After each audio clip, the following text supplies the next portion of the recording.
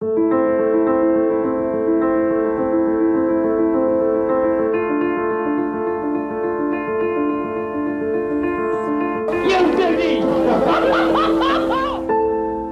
relationship with your dad had its ups and downs. Yeah.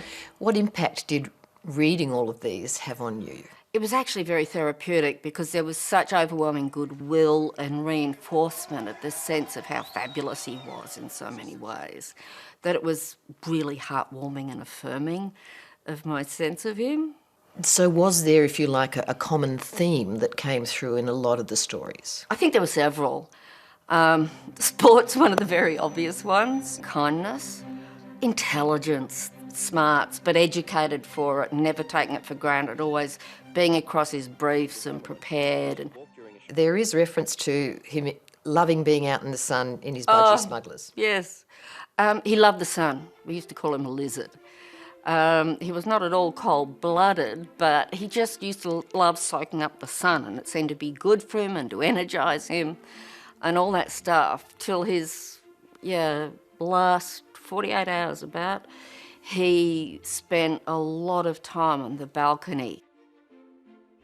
Anne Summers speaks about your dad's work in the area of women's policy. I really love her contribution, and she did say, I think she and Susan Ryan have both said variations on this, that in all the outpouring when Dad died earlier this year, there was relatively little mention of his impact in terms of progressing opportunities and the idea of equal opportunities for women and those things.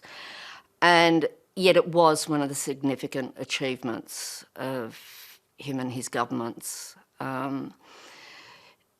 that he was personally very, very committed to. You also speak about his strong feelings on climate change. Oh, yes. Look, I think they were very ahead of the game, those cabinets that Dad led, and people know a lot of it about the Franklin, the Antarctic. Climate change was the thing that worried him most before he died. He was very fearful for the choices and opportunities and situations for future generations. Deeply concerned. Seems that you've mainly gathered together fairly positive reflections. Was that deliberate? I said to people, this is not the book, the time, the place for gratuitous swipes at Dad or at anybody else.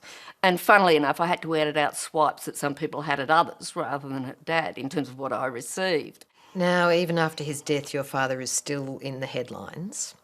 This year we've been reading about a legal dispute over his will involving your sister Roslyn. How's that been for you? I don't relate to it, mostly. I don't share that dispute. I love and respect my sister. I don't share her view on this one. And beyond that, I honestly regard it as a private family matter. I'm grateful for what I received. It's made a difference to me in my life. It's mostly locked away, but it means I don't have to have financial anxiety. I can supplement the pension along with work and whatever, and my kids don't have to worry about me. I'm really happy about that. And I can respect that other people have different views. That's fine. What do you think your dad would think of the book? Oh, who knows? I hope he likes it. I hope he would like it. I don't think he'd have a problem with it. Look, he was used to people talking about him right through his life. And I think he'd be very touched by some of the things people have said. He'd be very proud of some things and share concern at others. He can't tell us right now, can he?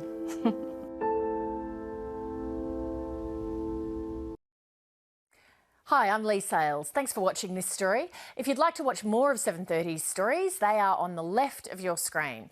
And tap on the button below to subscribe and get the latest from ABC News.